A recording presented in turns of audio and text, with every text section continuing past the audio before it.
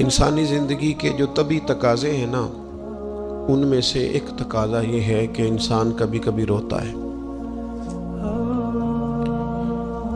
اور جب وہ رو لیتا ہے تو اس کا دل ہلکا ہو جاتا ہے، اس کی طبیعت پر جو بوجھ ہوتا ہے وہ اتر جاتا ہے۔ کسی شخص کو کوئی گہرا صدمہ اگر پہنچتا ہے،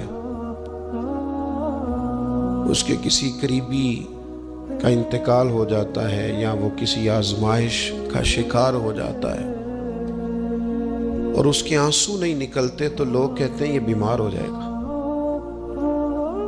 اگر یہ رو نہیں رہا تو یہ شدید ذہنی دباؤ کا شکار ہو جائے گا۔ انسان روتا ہے، آنسو نکل آتے ہیں تو اس کی طبیعت سے بہت ساری چیزیں، بہت سارا بوجھ ہٹ جاتا ہے۔ رونا اللہ تعالیٰ نے انسانی فطرت کا تقاضا بنایا ہے کہ جس طرح وہ خوش ہوتا ہے، ہنستا ہے، تو اس کے چہرے سے وہ چیزیں آشکار ہوتی ہیں، تو اسی طرح جب وہ رو پڑتا ہے اور آنسو اس کے رخساروں سے چھلک آتے ہیں تو یہ اس کے غم کا اظہار ہوتا ہے۔ ہمارا یہ مسئلہ ہے کہ روتے بہت زیادہ ہیں لوگ اور کثیر تعداد میں آنسو بہاتے ہیں، لیکن منظر تکلیف کا یہ ہے کہ بندے بندوں کے لیے روتے ہیں، بندے دولت کے لیے روتے ہیں، اقتدار کے لیے روتے ہیں، من چاہی زندگی کے لیے روتے ہیں، بندے حصول زر کے لیے روتے ہیں۔ ہمیں کہا گیا تھا رو، لیکن رونا اللہ رسول کے لیے۔ ایک تو بندوں کے لیے نہیں رونا اور ایک بندوں کے سامنے نہیں رونا۔ رونا ہے تو اللہ کے لیے، اس کے محبوب کی محبت کے لیے، اور چونکہ یہ معاملہ ہی اللہ رسول کے ساتھ ہے تو پھر بندوں کے سامنے کیا رونا؟ جب ان کے لیے رونا ہے تو پھر ان کی بارگاہ میں رونا ہے۔ ہم اس معاشرے میں آج آنکھیں کھولتے ہیں اور دیکھتے ہیں تو اس معاشرے کا ایک بہت بڑا مسئلہ غیر سنجیدگی ہے، ہنسنا ہے، اور غیر سنجیدہ ہنسنا ہے۔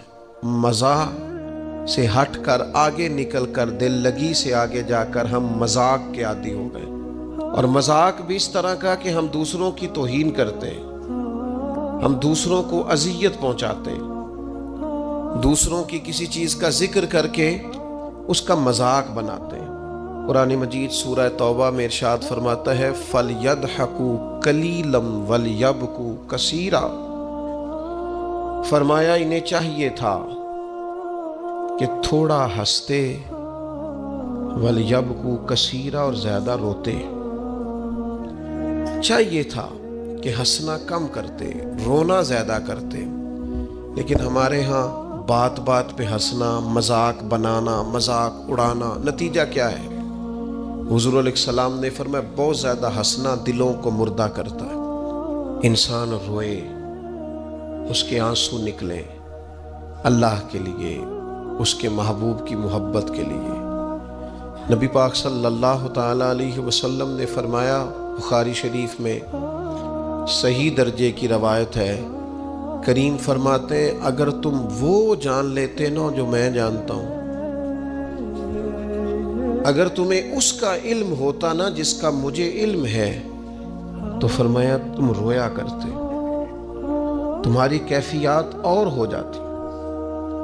بعض اوقات کچھ لوگ غیر سنجیدگی کا مظاہرہ کرتے ہیں، ہنستے ہیں، شغل بناتے ہیں، بہت سارے کام ایسے ہیں، بہت سارے فیوز و برکات ایسے ہیں جو انہیں ملنے ہوتے ہیں، نہیں مل پاتے، تو وہ غیر سنجیدگی طبیعت کی، لہجے کی غیر سنجیدگی، ان سے وہ فیوز و برکات اٹھا لیتی۔ میں دوستوں سے کہتا ہوں، آپ کسی جگہ محفل میں جاتے ہیں، آپ کسی دینی اجتماع میں جاتے ہیں، لیکن رستے میں اگر آپ شغل کرتے ہوئے جا رہے ہیں، ہنستے ہوئے جا رہے ہیں، آپ نے کیا فائدہ حاصل کیا؟ آپ جہاں بھی جا رہے ہیں، موبائل آپ کا آن ہے، موبائل دیکھ رہے ہیں، موبائل چلا رہے ہیں، موبائل ہی چل رہا ہے، تو آپ نے کیا سنجیدگی حاصل کی؟ پایا کیا؟ ہر کام صرف موبائل کے سٹیٹس کے لیے کیا ہے؟ تم اگر وہ جان لیتے جو میں جانتا ہوں، اصحاب صفا کے پاس قرآن مجید کی کوئی آیت تلاوت کی گئی تو وہ رونے لگے، صحابہ رو پڑتے تھے، اللہ کے خوف سے خشیت سے رو پڑتے تھے۔ کوئی آیت تلاوت کی گئی، اصحاب صفا رو پڑے، ان کو روتا دیکھ کر حضور بھی آئے اور اللہ کے رسول کی آنکھوں میں بھی آنسو آئے۔ اور پھر اللہ کے حبیب علیہ السلام نے اس عمل کا اظہار فرمایا۔ حضور فرمانے لگے جو آنکھیں رب کے خوف سے آنسو بہاتی ہیں نا، ان کو اللہ پھر دوزخ پر حرام کر دیتا ہے، پھر وہ جہنم میں نہیں جایا کرتا۔ وہ اللہ کے خوف سے چھلک پڑی، جذبات ابل کر باہر آ گئے۔ سعادت مند لوگ ہوتے ہیں، سعادت مند۔ نبی پاک علیہ السلام نے فرمایا، ترمذی میں موجود ہے، حضور فرماتے ہیں 3 باتیں خوش بختی کی علامت ہے۔ یا رسول اللہ صلی اللہ تعالی علیہ وسلم کون سی؟ تو ایک تو حضور نے فرمایا اللہ سے ڈرو، اور دوسرا فرمایا بلا وجہ اپنے گھر سے نہ نکلو، اور تیسرا فرمایا اپنے گناہوں پر رویا کرو۔ اگر تمہیں رونا آ جاتا ہے تو یہ سعادت مندی ہے تمہارے لیے۔ مجھے کچھ دوست کہتے ہیں مجھے غصہ بڑا آتا ہے، تو میں کہتا ہوں مجھے بھی بڑا آتا ہے، بڑا آتا ہے، لیکن اپنے گناہوں پر آتا ہے، اپنی غلطیوں پر آتا ہے۔ مجھے زندگی میں جتنا غصہ آیا ہے اپنی کوتاہیوں پر آیا، جہاں جہاں مجھ سے سستیاں ہوئی ہیں مجھے ان پر غصہ آتا ہے۔ اور جب اپنے آپ پر غصے سے فارغ ہوں گے تو کسی اور پر بھی کر لیں گے۔ ابھی تو ڈھونڈتا پھرتا ہوں اے اقبال اپنے آپ کو، آپ ہی گویا مسافر آپ ہی منزل ہوں میں۔ میرے عزیز، اگر انسان کو یہ سعادت مندی نصیب ہو جائے، وہ کبھی اپنے مالک کے خوف سے رو پڑے، کبھی اس کی محبت میں رو پڑے۔ مجھے بتائیں نا، بچہ جب رو ہی پڑتا ہے تو پھر اماں سارے کام چھوڑ کے متوجہ ہو جاتی ہے۔ لوگ کہتے ہیں وہ میرے پاس آیا تھا تو بس رو ہی پڑا تھا، تو پھر میں کیا کرتا؟ وہ رو ہی پڑا ہے تو معاملہ ختم ہو گیا۔ بچے کی شدید غلطی پر اسے ڈانٹا تھا پر وہ رو پڑا، نرم ہو گیا دل ماں کا، باپ کا، چچا کا، بڑوں کا، چونکہ وہ رو پڑا ہے۔ عزیز بھائی، جب تو بھی رب کی بارگاہ میں رو ہی پڑے گا نا، جب تو اس کی خشیت سے ٹوٹ ہی جائے گا نا، جب اس کے حضور آ کے عرض کرے گا نا مالک میں کہاں جاؤں تیری بارگاہ میں نہ ہوں، کہاں جاؤں۔ اعلیٰ حضرت بریلوی رحمۃ اللہ علیہ کے والد تھے، بڑے درد سے دعا کرتے تو لوگ ان سے دعائیں کرایا کرتے تھے، اور عجیب سے نا دعا کے اندر محو ہو جاتے تھے۔ اپنے لفظوں میں بات کروں تو بڑی کھوب کے دعا کرتے سن۔ اے بعض بندے رٹیاں رٹائیاں دعاواں کرتے ہیں، بس وہ ٹھیک ہے، ہاتھ اٹھا دیے جو مولانا صاحب کہیں گے ہم بھی، وہ بڑے محو ہو کے دعا کرتے تھے۔ کسی نے ان سے کہا حضرت اتنی للہیت سے اور اتنی محویت سے اور اتنے ذوق سے دعا کیسے؟ فرمانے لگے میں نے اپنی بیوی سے طریقہ سیکھا ہے۔ سیکھنے والے سبھی جگہ سے سیکھتے ہیں، اپنے بچوں سے بھی سیکھ لیتے ہیں، اور جن کا خیال ہونا ہمارے پاس کل عقل آ گئی ہے، وہ بیچارے عقل کو خیر بات کہہ دیتے ہیں، جن کو سارا ہی پتہ ہے انہیں کچھ پتہ نہیں۔ کہتے بیوی سے سیکھا ہے دعا مانگنے کا طریقہ۔ حضرت وہ کیسے؟ فرمانے لگے اسے کوئی کام تھا مجھ سے، کوئی گھر کا خرچہ تھا، اس نے بتایا خرچہ، میں نے اسے کہا ابھی میرے پاس پیسے نہیں ہیں، آتے ہیں تو دوں گا۔ 2-4 دنوں کے بعد پھر اس نے کہا، میں نے کہا تھا گھر کے خرچے کے لیے کچھ پیسے، تو فرماتے ہیں میں نے کہا ابھی میرے پاس نہیں ہے، آتا ہوں تو دیتا۔ عورتوں کی عادت ہوتی ہے بار بار یاد کرانا، کہتے اس نے پھر یاد کرایا، وہ میں نے گزارش کی تھی کچھ پیسے چاہیے، فرماتے مجھے غصہ آ گیا۔ میں نے کہا تم کیا روز ایک ہی بات کرتی ہے، تجھے کہا ہے نا ابھی پیسے نہیں ہیں، آتے ہیں تو دے دوں گا۔ ہر روز یاد کرانے کا کیا مطلب ہے؟ ایک ہی بات کا رٹا لگایا، پیسے چاہیے، پیسے ٹھیک ہے، خرچ ہے، آپ ٹھیک کہہ رہے ہیں، پر ابھی نہیں میرے پاس۔ کہتے میں نے ڈانٹ دیا۔ سعادت مند خاتون تھی، حوصلے سے ڈانٹ برداشت کی، تو کہنے لگی غلطی ہو گئی، مجھے نہیں بار بار کہنا چاہیے تھا، آپ تو ناراض ہی ہو گئے، لیکن ایک بات یہ کہنی تھی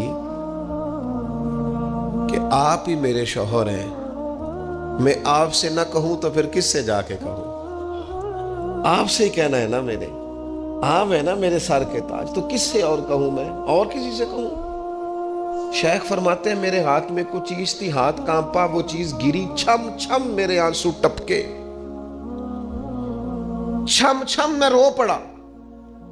तो खातून कहने लगी आप क्यों रोए, क्या हुआ? तो फरमाने लगे मुझे तो रब से मांगने का तरीका तूने सिखा दिया। जब मैं उसकी बारगाह में अर्ज करूंगा ना मालिक बड़े दरवाजों पे गया हूं कोई नहीं मेरी सुनता, बड़े दर्द के साथ मैंने कहा है पर फरियाद को कोई नहीं पहुंचा। ऐ अल्लाह तू ही मेरा रब है, फिर तुझे न कहूं तो किसकी बारगाह में जाके कहूं।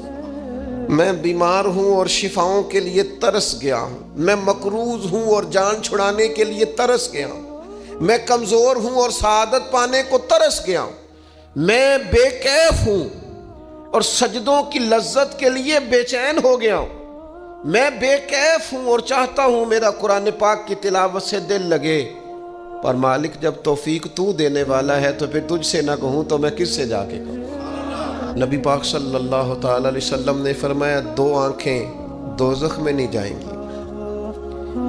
या रसूलुल्लाह सल्लल्लाहु अलैहि वसल्लम इतना करम, वो दो आंखें कौन सी हैं? फरमाया एक वो जो अल्लाह की राह में रात जागती रही, किसी सरहद पर पहरा दिया, कोई ड्यूटी की, कोई खिदमत की, राह खुदा में जो आंखें बेदार रही राह खुदा में, दोज़ख में नहीं जाएंगी।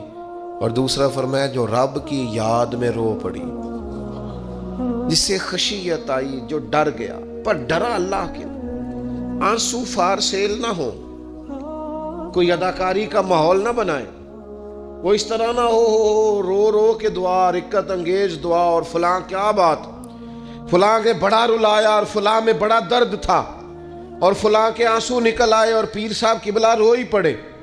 फार सेल ना हो चीजें, अदाकारी ना हो, उसकी तबीयत पर पूरा असर हो। और जब खशियत के साथ वजूद कांपता है, वो किसी ने कहा था कि आंसू कुर्बत का सबब होते हैं। जब आपकी रूह किसी की रूह से मिलती है तब आंसू निकलते हैं।